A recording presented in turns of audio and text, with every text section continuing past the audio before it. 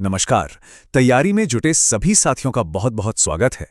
तो आज हम बात करने वाले हैं चतुर्थ श्रेणी कर्मचारी भर्ती से जुड़े उस जरूरी अपडेट के बारे में जिसका हम सबको बेसब्री से इंतजार था। सच कहूं तो एक ऐसी खबर आई है जिसने एक नई उम्मीद जगा दी है। तो आज हम किन किन बातों पर चर्चा करेंगे, चलिए फटाफट देख लेते हैं। सबसे पहले भर्ती को लेकर जो नई उम्मीद जगी है वो क्या है, फिर पदों को बढ़ाने के लिए क्या कोशिशें हो रही हैं, आरक्षण वाला जो कंफ्यूजन है उसे भी समझेंगे, और हाँ, सबसे जरूरी कि अब आगे हमें क्या करना है। इन सभी पॉइंट्स पर एक एक करके बात करेंगे। देखिए, हुआ ये था कि पिछले कुछ टाइम से ना इस भर्ती को लेके कोई खबर ही नहीं आ रही थी। एकदम सन्नाटा सा था और इस वजह से बहुत सारे एस्पिरेंट्स कंफ्यूज थे, थोड़े निराश भी हो रहे थे। लग रहा था कि शायद अब कोई अपडेट आएगा ही नहीं। मैम, इस भर्ती को लेकर तो कोई खबर ही नहीं आ रही थी, सब कुछ शांत सा लग रहा था। हाँ, बिल्कुल सही कहा, और ये सवाल मन में आना लाजमी भी है। लेकिन अच्छी खबर ये है कि ये जो खामोशी थी ना, वो अब टूट गई है। हनुमान किसान जी की अगुवाई में एक बहुत ही जरूरी कदम उठाया गया है और इसने इस शांत पड़ी मांग में सचमुच दोबारा जान डाल दी है।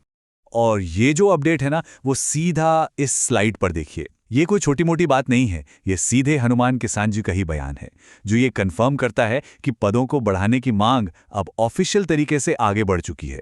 मतलब लेटर सीएमओ यानी मुख्यमंत्री कार्यालय पहुंच गया है और अब वहां से प्रोसेस के लिए आगे भेजा जाएगा।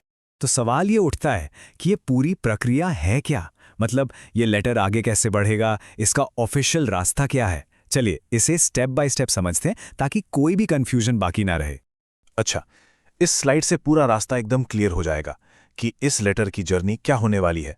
देखिए, लेटर सीएमओ तक पहुंचा, वहां से मुख्यमंत्री जी के ओएसडी यानी विशेष ड्यूटी अधिकारी उसे मार्क करेंगे और फिर सही डिपार्टमेंट को भेज देंगे। और सबसे जरूरी बात, अब यह मामला फॉर्मली सरकार की नजर में है और रिव्यू प्रोसेस में आ चुका है। मैम, तो क्या इसका मतलब ये है कि पद बढ़ना अब तय है? ये बहुत ही जरूरी सवाल पूछा है। देखिए, ये एक बहुत ही पॉजिटिव कदम है, इसमें कोई शक नहीं है। लेकिन जैसा कि स्लाइड पर साफ लिखा है, अंतिम निर्णय अभी विचाराधीन है। इसका मतलब है कि फैसला भी होना बाकी है, पर हाँ, प्रोसेस सही दिशा में है, ये पक्का है। और इसमें एक प्लस पॉइंट और भी है, वो ये कि सारे विभागों से खाली पदों का डेटा पहले ही संबंधित विभाग तक पहुंच चुका है। मतलब फैसला लेने के लिए जो जरूरी जानकारी चाहिए ना, वो उनके पास पहले से ही मौजूद है। तो इससे उम्मीद है कि निर्णय प्रक्रिया में तेजी आ सकती है। और जरा ये नंबर देखिए, 53,749। मतलब आप सोच सकते हैं कि ये कितनी बड़ी भर्ती हो सकती है। अगर ये पद जुड़ जाते हैं तो ये हजारों एस्पिरेंट्स के लिए एक सुनहरा मौका होगा। ये वाकई एक बहुत बड़ी भर्ती बन सकती है। चलिए अब एक और बहुत ही जरूरी मुद्दे पे आते हैं जिसमें काफी लोगों को कंफ्यूजन हो रहा है, और वो है आरक्षण का मामला। एक बात साफ समझनी है कि ये पदों की वृद्धि की मांग से एक बिल्कुल अलग मुद्दा है। लेकिन मैम, ये आरक्षण वाला मामला क्या है? ये पद वृद्धि से अलग कैसे है? बहुत अच्छा सवाल, और ये समझना बेहद जरूरी है कि ये दोनों मुद्दे एकदम अलग हैं। असल में हुआ ये है कि कुछ वर्गों को, जैसे ओबीसी, एससी और एसटी को आरक्षण के हिसाब से पूरे पद नहीं मिले। अब ये जो गलती है, ये भर्ती बोर्ड यानी आरएसएसबी की नहीं, बल्कि एडमिनिस्ट्रेटिव रिफॉर्म्स डिपार्टमेंट मतलब एआरडी की है। और इसीलिए इसका समाधान भी आरएसएसबी नहीं कर सकता। इसे एआरडी और डीओपी यानी कार्मिक विभाग मिलकर ही ठीक करेंगे। तो देखिए, इस टेबल से सारी कंफ्यूजन दूर हो जाएगी। पहला मुद्दा यानी पदों में वृद्धि, इसकी जिम्मेदारी सीएमओ के स्तर पर है और यह मामला विचाराधीन है। और दूसरा मुद्दा यानी आरक्षण की गड़बड़ी, इसे एआरडी और डीओपी को मिलकर सुलझाना है, जिसके लिए अलग तरह से प्रयास करने होंगे।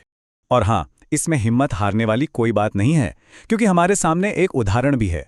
पटवारी भर्ती में भी ठीक इसी तरह का आरक्षण का मुद्दा आया था और उसे भी इन्हीं विभागों के सहयोग से सफलतापूर्वक सुलझा लिया गया था। तो एक उम्मीद है कि सही प्रक्रिया अपनाने से ये मसला भी हल हो सकता है। तो अब सबसे बड़ा सवाल कि इसमें हम और आप यानी उम्मीदवार क्या कर सकते हैं, हमारी क्या भूमिका हो सकती है, क्योंकि ऐसे मामलों में सामूहिक प्रयास मतलब सबका मिलकर कोशिश करना बहुत मायने रखता है। देखिए, क्योंकि मुद्दे दो अलग हैं तो कदम भी दो अलग उठाने होंगे। पदों में वृद्धि की मांग को और मजबूत करने के लिए अपने अपने इलाके के विधायक को ज्ञापन देना एक बहुत अच्छा कदम हो सकता है। और जहां तक आरक्षण की मामले की बात है, तो जो प्रभावित वर्ग हैं उन्हें अपने समाज के मंत्रियों और विधायकों से मिलकर अपनी बात रखनी होगी। तो चलिए फटाफट से सारी बातों को एक बार समराइज कर लेते हैं ताकि मेन पॉइंट्स दिमाग में बैठ जाएं। ये समझना बहुत जरूरी है कि अभी की आज की असल स्थिति है क्या। तो आज की जो स्थिति है उसके 3 मेन पॉइंट्स हैं। पहला, पद बढ़ाने की मांग फिर से एक्टिव हो गई है और सरकार के पास विचाराधीन है। दूसरा, आरक्षण का मुद्दा बिल्कुल अलग है, जिसे भर्ती बोर्ड नहीं बल्कि एआरडी और डीओपी सुलझाएंगे। और तीसरा, इन दोनों ही मामलों में सफलता के लिए सबका मिलकर प्रयास करना बहुत जरूरी। तो अब जब सारी तस्वीर लगभग साफ है तो एक सवाल खुद से पूछना बनता है, इन नई और क्लियर जानकारियों के साथ अपनी तैयारी की रणनीति को और बेहतर बनाने के लिए अगला कदम क्या उठाया जाना चाहिए। इस पर जरूर सोचिएगा, पॉजिटिव रहिए और अपनी पढ़ाई पर पूरा फोकस बनाए रखिए।